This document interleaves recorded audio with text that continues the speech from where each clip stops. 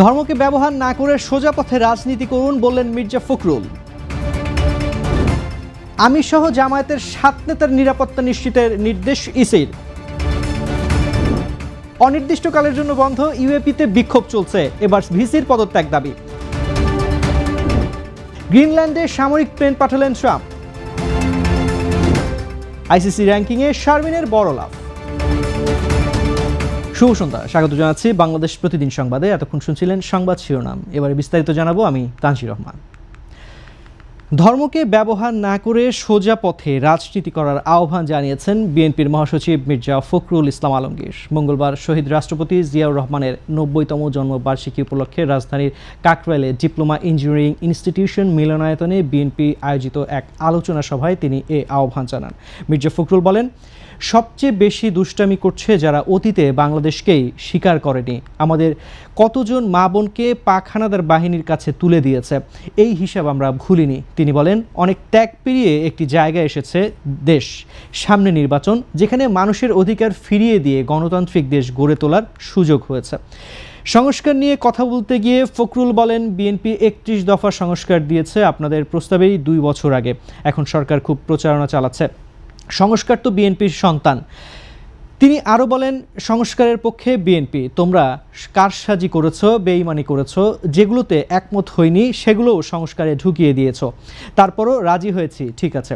এই বিএনপি নেতা বলেন, অর্কেস্ট্রা চলছে, বিএনপির ল্যান্ডস্লাইড ভিক্টোরি ঠেকাতে বিএনপির বিরুদ্ধে পরিকল্পিতভাবে প্রচারণা চালাচ্ছে। যারা নির্বাচন হবে কিনা বলে শঙ্কা প্রকাশ করছে, খোঁজ নিলে দেখা যাবে ভেতরে ভেতরে তাদের 3টা সিটও নেই।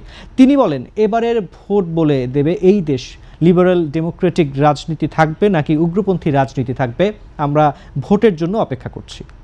বাংলাদেশ জামায়াতে ইসলামীর আমির শফিকুর রহমান সহ দলটির 7 প্রার্থীর নিরাপত্তা নিশ্চিতের নির্দেশ দিয়েছে নির্বাচন কমিশন। পৃথক চিঠিতে গাজীপুর 1 আসনে বিএনপির প্রার্থী মুজিবুর রহমানের নিরাপত্তার নির্দেশ দেওয়া হয়েছে। নির্বাচন কমিশনে আবেদন আসার পর এসব প্রার্থীদের ভোট পর্যন্ত নিরাপত্তার ব্যবস্থা নিতে স্বরাষ্ট্র মন্ত্রণালয়কে পৃথক চিঠি দেওয়া হয়েছে। জামায়াতের বাকি 6 জন হলেন নায়েবে আমির Syed Abdullah Mohammad Taher, Mujibur Rahman, ATM Azharul Islam, secretary general অধ্যাপক মিয়া গোলাম পরওয়ার, সহকারী সেক্রেটারি জেনারেল হামিদুর রহমান আজাদ ও রফিকুল ইসলাম খান। নির্বাচন কমিশনার আব্দুর রহমানের মাসউদ বলেন, জামায়াতের আবেদনের পরিপ্রেক্ষিতে প্রয়োজনীয় ব্যবস্থা নিতে স্বরাষ্ট্র মন্ত্রণালয়ে আমরা চিঠি ফরওয়ার্ড করে দিতে বলেছি। দলটির তরফে 7 জনের নিরাপত্তা ব্যবস্থা নিতে গত 10 জানুয়ারি আবেদন করা হয়।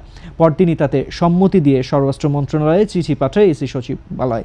আর বিএনপি নেতা মুজিবুর রহমানের নিরাপত্তা নিশ্চিতে চিঠি দেওয়া হয় সোমবার। ইসির উপসচিব মোহাম্মদ মনির হোসেন মঙ্গলবার বলেন, সংসদ সদস্য পদ প্রার্থীদের আবেদনের পরিপ্রেক্ষিতে ইসির নির্দেশনা অনুযায়ী স্বরাষ্ট্র মন্ত্রণালয়ে চিঠি পাঠানো হয়েছে। ধর্ম অবমাননার অভিযোগে শিক্ষার্থীদের বিক্ষোভের মুখে 2 শিক্ষককে চাকরিচ্যুত করার পর ইউনিভার্সিটি অব এশিয়া প্যাসিফিক অনির্দিষ্টকালের জন্য বন্ধ ঘোষণা করায় ক্লাস পরীক্ষা বন্ধ রয়েছে। মঙ্গলবারও রাজধানীর গ্রিন রোডে বিশ্ববিদ্যালয় ক্যাম্পাসে অবস্থান নিয়ে বিক্ষোভ করছেন একদল শিক্ষার্থী। তারা এখন ভিসি অধ্যাপক কামরুল আহসানের পদত্যাগ সহ 16 দফা দাবি জানাচ্ছেন। বিশ্ববিদ্যালয় কর্তৃপক্ষ সোমবার বিকেলে শিক্ষার্থীদের ইমেইলে পাঠিয়ে অনির্দিষ্টকালের জন্য ক্লাস বন্ধের সিদ্ধান্ত জানায়। শায়েখ আহমদুল্লাহর সঙ্গে ছবি তোলার কারণে বিশ্ববিদ্যালয়ের অধ্যাপক শমসাদ আহমেদকে শোকজ করা হয়েছে অভিযোগ তুলে এর প্রতিবাদে, এবং সহকারী অধ্যাপক লায়েকা বশিরের বিরুদ্ধে হিজাব পরায় ছাত্রীকে হেনস্থার অভিযোগ তুলে গত রোববার আন্দোলন শুরু করেন এই বিশ্ববিদ্যালয়ের শিক্ষার্থীরা। শিক্ষার্থীদের দাবির মুখে রোববারই বিশ্ববিদ্যালয়ের department of basic science and হিউম্যানিটিজের সহকারী অধ্যাপক লায়েকা বশির ও বিভাগীয় প্রধান সহযোগী অধ্যাপক এএসএম মহসিনকে চাকরিচ্যুত করে নোটিশ জারি করে বিশ্ববিদ্যালয় কর্তৃপক্ষ। সহযোগী অধ্যাপক এএসএম মহসিনের বিরুদ্ধে আওয়ামী লীগ সম্পৃক্ততার অভিযোগ এনেছেন শিক্ষার্থীরা। এদিকে 2 শিক্ষককে যেভাবে চাকরিচ্যুত করা হয়েছে তার সমালোচনা করে বিবৃতি দিয়েছে বিশ্ববিদ্যালয়ের শিক্ষক নেটওয়ার্ক। 2 শিক্ষকের বিরুদ্ধে দঙ্গলবাজ ও বিশ্ববিদ্যালয় প্রশাসনের স্বেচ্ছাচারী ভূমিকার নিন্দা ও প্রতিবাদ শীর্ষক ওই বিবৃতিতে বলা হয়েছে, বিভিন্ন পাবলিক ও প্রাইভেট বিশ্ববিদ্যালয়ে শুধু স্বাধীন মত প্রকাশ বা ভিন্ন মত পোষণ করার কারণে অনেক শিক্ষককে হেনস্থা ও হয়রানি করা হচ্ছে এবং প্রায় সকল ক্ষেত্রেই ধর্মানুভূতিকে ঢালাওভাবে সস্তা ঢাল বানানো হয়েছে। এই প্রবণতারই সর্বশেষ শিকার রাজধানীর বেসরকারি বিশ্ববিদ্যালয় ইউনিভার্সিটি অফ এশিয়া প্যাসিফিকের বেসিক সায়েন্সেস অ্যান্ড হিউম্যানিটিজ বিভাগের সহকারী অধ্যাপক লাইকা বশির এবং তাকে সমর্থন করার কারণে ছাত্র কল্যাণ অধিদপ্তরের প্রাক্তন পরিচালক এবং বেসিক সায়েন্সেস অ্যান্ড হিউম্যানিটিজ বিভাগের বিভাগীয় প্রধান সহযোগী অধ্যাপক ডক্টর ASM মোহসেন, বিশ্ববিদ্যালয়ের শিক্ষক নেটওয়ার্ক, দাঙ্গলবাজ শিক্ষার্থী ও তাদের প্রতি নমনীয় মনোভাব পোষণকারী বিশ্ববিদ্যালয় প্রশাসনের প্রতি তীব্র নিন্দা জানিয়ে চাকরিচ্যুত 2 শিক্ষককে পুনর্বহালের দাবি জানিয়েছে। দেশে 4টি নতুন থানা স্থাপনের প্রস্তাব অনুমোদন করেছে প্রশাসনিক পুনর্বিন্যাস সংক্রান্ত জাতীয় বাস্তবায়ন কমিটি। এছাড়া মহিলা ও শিশু বিষয়ক মন্ত্রণালয়ের নাম পরিবর্তন করার প্রস্তাব অনুমোদিত হয়েছে। আজ মঙ্গলবার প্রধান উপদেষ্টা অধ্যাপক মুহাম্মদ ইউনুসের সভাপতিত্বে তার বাসভবন যমুনায় নিকারের 119তম সভা অনুষ্ঠিত হয়। এটি অন্তর্বর্তী সরকারের মেয়াদকালে নিকারের প্রথম সভা। সভায় প্রশাসনিক পুনর্বিন্যাস সংক্রান্ত মোট 11টি প্রস্তাব অনুমোদিত হয়। সভা শেষে প্রধান উপদেষ্টার প্রেস উইং থেকে এ তথ্য জানানো হয়। নতুন থানাগুলো হলো গাজীপুর জেলার পূর্বাচল উত্তর, নারায়ণগঞ্জ জেলার পূর্বাচল দক্ষিণ ও কক্সবাজার জেলার মাতারবাড়ি। এছাড়া নরসিংদী জেলার রায়পুরাকে ভেঙে একটি নতুন থানা স্থাপনের প্রস্তাব অনুমোদিত হয়েছে।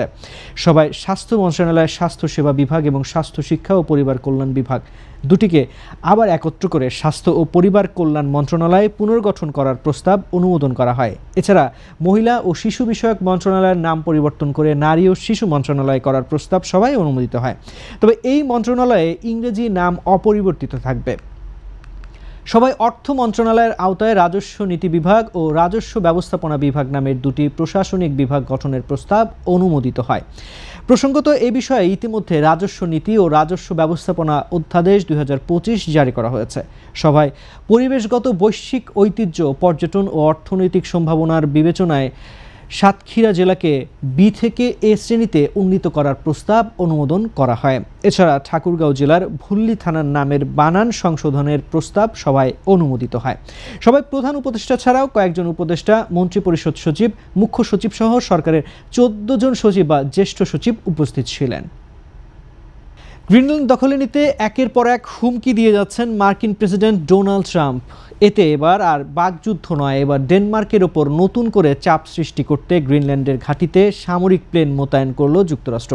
মার্কিন নর্থ আমেরিকান অ্যারোস্পেস ডিফেন্স কমান্ডের অধীনে থাকা একটি সামরিক উড়োজাহাজ সেখানে পাঠিয়েছে ট্রাম্প প্রশাসন। তবে যুক্তরাষ্ট্রের দাবি, এই কার্যক্রমের জন্য প্রয়োজনীয় সব কূটনৈতিক অনুমোদন নেওয়া হয়েছে এবং গ্রিনল্যান্ড সরকারকেও পরিকল্পনা সম্পর্কে অবহিত করা হয়েছে। বিষয়টি ডেনমার্ক ও গ্রিনল্যান্ডের সঙ্গে সমন্বয় করেই করা হয়েছে।